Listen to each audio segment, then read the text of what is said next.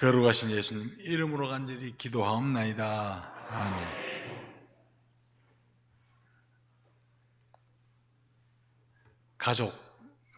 가족에 해당되는 영어 단어 family라는 이 단어의 어원을 아십니까? 아버지 그리고 어머니, 나는 당신을 사랑합니다. 영어로 하겠습니다. Father and mother. 아니, 다 알겠지만 내가 하겠다고. Father and mother, I love you. 여기에서 첫 글자들을 다 합성해서 만든 단어랍니다. Family. 가족이라는 생각만 해도요, 우리는 따스한 단어라는 것을 알 수 있습니다.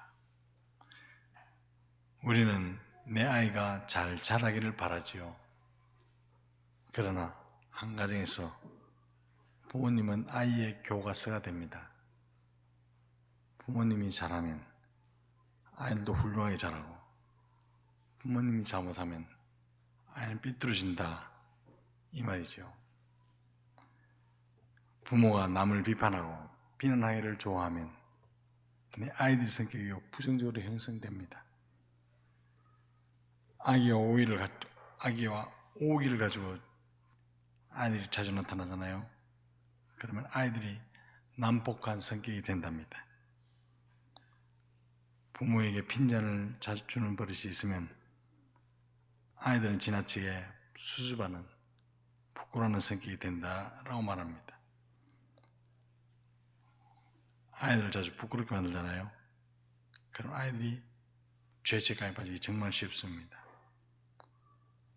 그러나 역경을 견디는 부모의 모습을 보고 자란 아이들은 지혜롭고 인내심을 가지고 자란다라고 말합니다. 부모로부터 격려받는 아이들은요, 자신감 있는 아이로 자랍니다. 아낌없이 칭찬을 받으며 자란 아이는 남에게 감사할 수 있는 성격, 감사할 줄 아는 성품을 가집니다. 공평하게 대하는 부모님 밑에서 자란 아이는 부모님 밑에서 정의를 배우죠. 따뜻한 가정에서 자란 아이는 남을 믿는 아주 안정된 성격을 지니게 됩니다. 그리고 부모님 인정을 받고 자란 아이는 자신의 가치를 인정하고 정상적인 아이로, 인격으로 자라나게 됩니다. 아이들 부모가 잘 받아주고 주의 깊게 들어주는 그 분위기에서 사랑을 배운답니다.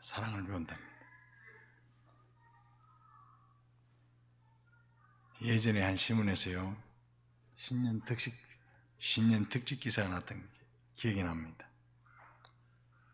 전북 전라북도 정읍의 떡수리 오영제 이야기입니다. 독수리 오영제가 아니라 떡수리 오영제입니다. 왜 떡수리냐 하면 형제들이 떡집을 운영하기 때문에 떡수리 오영제다, 그렇게 불렀답니다. 이 가족의 사연 다음과 같습니다. 41세 때 남편을 잃어버리고 오형제를 뒷바라지해준 그 어머니의 치매에 걸린 것입니다. 그 뒤로 마지가 어머니를 돌보는데 직장을 다니면서 어머니를 돌보기에는 역부족이었습니다. 그래서 서울과 경기도에 사는 동생들이 연락을 했지요. 내가 혼자 감당할 수 없으니까 너희들이 와서 좀 도와다오. 동생들 일절 거절하지 않고 순종하고 정리하고 가겠습니다, 그렇게 말했답니다. 둘째가 서울에서 떡집을 하고 있는데 정읍에서 어머니를 모시기 위해서 서울 떡집을 처분하고 가게를 내려고 하는데 돈이 부족했어요. 그걸 어떻게 하나 고민하다가 셋째와 넷째가 형님 걱정하지 마십시오, 우리가 도와드릴게요, 그렇게 말을 했답니다. 그리고 진짜로 5천만 원씩 보태서 1억, 그 당시에 1억이 좀 컸죠. 이륙을 만들어서 형님에게 도와드렸다고 합니다. 땅을 차서 떡집을 짓고 떡방을 만들었죠. 모든 이제 다 함께 모여서 어려운 난국을 해결해 나갔답니다. 네 명의 형제들이 어우러져서 어울려서 떡집을 경영하고, 큰형은 슈퍼마켓을 하면서 치매에 걸린 어머니를 모셨답니다. 이것이 지역의 훈훈한 뉴스거리가 되고 일간지의 신년 특집이 된 떡수리 오영재의 이야기입니다. 보통 사람 같다면요, 병들고 늙으신 어머니를 모시지 않으려고 막 서로 나눴다고 저쩌고 이러쿵저러쿵 핑계를 대면서 외면했을 겁니다. 그런데 이 형제들은 나서서 힘을 모아 문제를 해결해 나갔던 것입니다. 사랑하는 성도 여러분, 어떻게 교육했으면 우에 있는 형제를 만들었을까요? 어떻게 본을 보였길래 이런 효자로 성장했을까요? 주 안에서 우리 모든 성도들도 이와 같은 효자들이 다 되시기를 주님의 이름으로 축복합니다. 1846년 11월에 미국 서부 개척지, 거기서 80명의 사람들이 서부 캘리포니아 산맥을 넘어가고 있었답니다. 그런데 산을 가는 도중에 엄청난 눈보라를 만나서 그래서 행진할 수 없게 되었습니다. 결국 도노 계곡이라는 곳에 갇혀버렸죠. 뒤로 돌아갈 수도 없었던 상황이었습니다. 그의 겨울을 구조대도 들어갈 수 없는 도노 계곡에서 보내야 했습니다. 상황은 좀 악화되어 나갔습니다. 그래서 80명 중에 결혼하지 않는 청년 15명이 자기들만 사겠다고 나가버렸습니다. 그 이유가 뭐냐면 8살부터 85세까지 아이와 여성과의 노인, 그 노인들로 이루어진 65명을 챙겨주기에 자기 힘을 낭비하지 않겠다, 이런 이유였습니다. 혹독한 겨울이 지나고 봄이 되어 구조대가 다시 도착했을 때 혼자 살아보겠다고 나간 청년들 중에는요 3명만 살아남았습니다. 그런데 가족들과 어울려서 함께 살고 있던 사람은 60명이 살아남았답니다. 할아버지, 아빠, 엄마, 아이들이 추위를 이겼고요, 배고픔을 견뎌냈던 겁니다. 이들이 이길 수 있는 힘이 무엇이었을까요?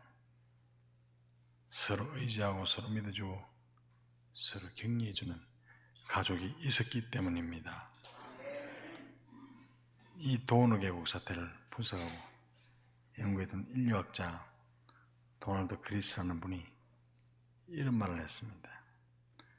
가족은 생존의 보증수표와 같다.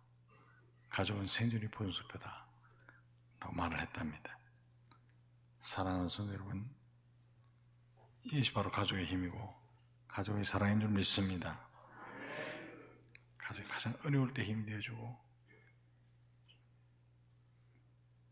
은혜를 베푸는 가장 소중한 보물임을 명심하시기 바랍니다. 오늘 본문을 보니까 모든 인류는요 이방인든 유대인이든 죄와 죽음 가운데 있었습니다.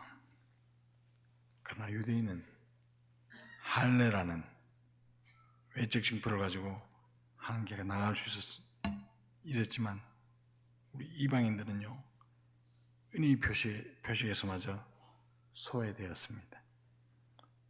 우리는 그리스도 밖에 있는 자들 맞습니다. 그리스도 안에 있는 자도 아니고 그리스도 함께 있지도 못했습니다. 그야말로 약속의 언약대로는 철두철미의 외인이었죠. 하나님 안에 있는 신정국가에서도 죄에 대해 있었다는 말입니다. 이방인들은 더는 소망이 없었습니다. 소망은 우리에게, 젊음밖에 남아있지 않은 우리에게 하나님의 은혜로 하나님의 가족이 된 놀라운 일이 벌어졌습니다. 바로 예수님이 십자가에서 흘리신 보혈이 우리를 하나님의 가족으로 만들어 놓으신 것입니다. 할렐루야. 이 땅의 가족이 아무리 좋아도 영생을 줄 수는 없습니다. 이 땅의 가족이 아무리 좋아도요, 천국에 가게 할 수는 없죠. 오직 하나님의 가족이 될 때 우리는 영원히 살 수 있다는 것을 믿으시기 바랍니다. 이게 진짜 가족인 줄 믿습니다. 하나님의 가족이 되는 방법은요, 오늘 본문에서 말씀하잖아요. 예수님의 피, 예수님의 피만 있으면, 피만 믿으면 하나님의 가족이 될 수 있답니다. 나의 죄를 대신해서 십자가에 죽으신 예수님을 믿으면 하나님의 가족이 되는 것입니다. 13절 다 같이 한번 읽어볼까요? 13절 시작. 이제는 예수 그리스도의 아멘. 우리는 예수님 흘리신 피로 한 가족이 되었다는 말입니다. 지금도 예수님 믿고 예수님 피로 죄 용서받은 사람은 하나님과 한 가족이 된다는 사실을 믿으시기 바랍니다. 옆에 앉은 사람과 이렇게 인사하겠습니다. 예수님 피로 우리 한 가족이 되었습니다.